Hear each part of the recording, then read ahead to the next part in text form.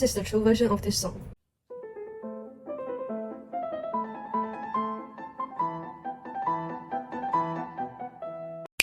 What do Beyonce, BTS, and Wolfgang Amadeus Mozart have in common?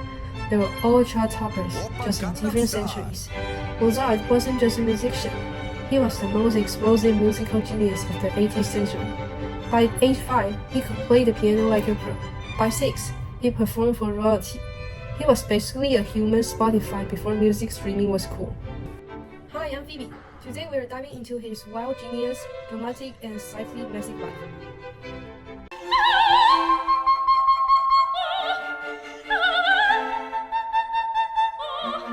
Mozart was born in 1756 in Salzburg, Austria, back when people were power wigs like it was normal. His dad, Leopold, was a composer too, and a very intense music dad. He was the 7th child in the family. His 5 brothers and sisters died young. Only he and his sister survived. Mozart and his sister Nannero toured all over Europe like a tiny classical rock stars. He performed in Paris, London, Munich, Vienna, and even Rome before he hit puberty. King and queens were like, "Who is this tiny genius?" He even played for Marie Antoinette. Yes, that Marie Antoinette. At age 14 in Rome, he listened to a secret Vatican piece, the Miserere, once, and wrote it all down from memory. The Vatican was like, "That's illegal," and Mozart was like, "That's talent." Mozart later returned to Salzburg with his dad in 1773, working as a court musician for Archbishop Colloredo. During this time, he explored many musical styles, symphonies, sonatas, masses, and yes, the famous Turkish March, the third movement of his piano sonata number 11 that I was playing in the video at first.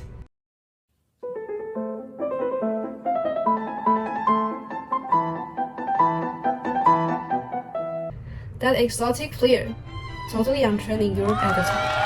But Mozart wasn't thrilled with the low pay and strict rules at court. So in 1778, he packed his bags for Paris in search of fame. Sadly, jobs were scarce, and his mother passes away while they were there.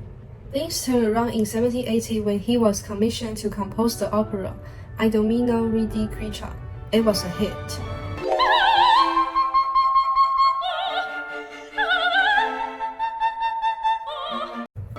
Soon after, by his 20s, Mozart was called to Vienna to write for the emperor. Mozart was ready to break free from his dad's strict management. He said, "I'm moving to Vienna and making music my way." And he did. Vienna was like the LA of classical music. There, he made friends, frenemies, Salieri, and masterpieces. In 1783, Mozart met Joseph Haydn in Vienna, and they quickly became close friends. Mozart dedicating a set of string quartets to Haydn, known as the Haydn Quartet. After hearing them, Haydn praised Mozart to his father, Leopold, saying, "I tell you before God, and as an honest man, your son is the greatest composer known to be my person and repute." He was taste and, what is more, the greatest skill in composition. He married Constance Weaver, wrote operas, symphonies, sonatas, sometimes all at once. His music was bold, emotional, and full of surprise, like The Marriage of Figaro he wrote in 1786.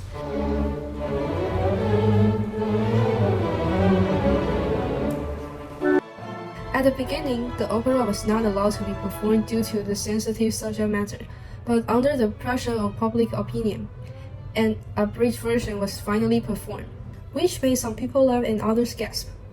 Despite the fame, Mozart wasn't rolling in gold coins. Why? Because he was terrible with money. He spent too much, partook too hard, and forgot to budget like a responsible adult. So yes, genius composer, but not your go-to accountant. In 1788, the Austro-Turkish War was broke out, and everyone living a hard life. Mozart is no exception. He composed the Magic Flute later,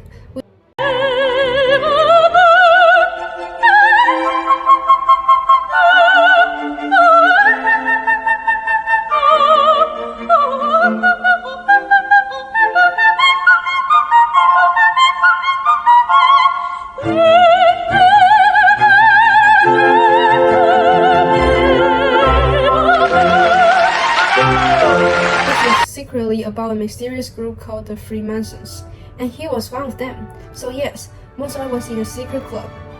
Freemasonry played an important role in the rest of Mozart's life, and he made many friends in it.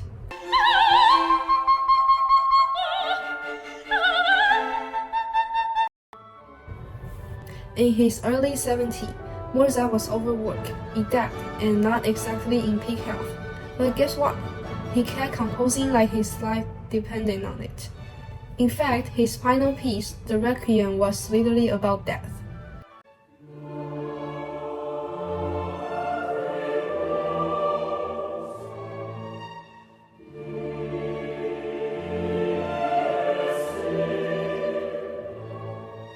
It's intense, haunting, and unfinished. Why? Because Mozart died before he could complete it. He passes away in 1791 at the age of 35, which is really young. The cause of death, well, that's a mystery. Some say he had rheumatic fever, some think it was kidney failure, and some people blame prison quite severely. But most historians agree, dramatic, yes, but probably natural causes.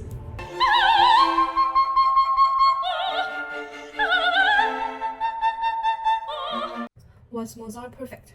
Not at all. He was impulsive, disorganized, and again, bad at saving money. He clashed with patrons, annoyed some aristocrats, and didn't always play by the rules. But that's also what made his music so revolutionary. He brought emotion, humor, and depth to music that had been stiff and formal. He made opera fun, he made symphonies sing, and even though it was buried in a simple grave, his music lives on everywhere. So next time you hear a fancy piano riff or a dramatic violin solo, remember, Mozart probably did it first. He wasn't just a composer, he was a vibe.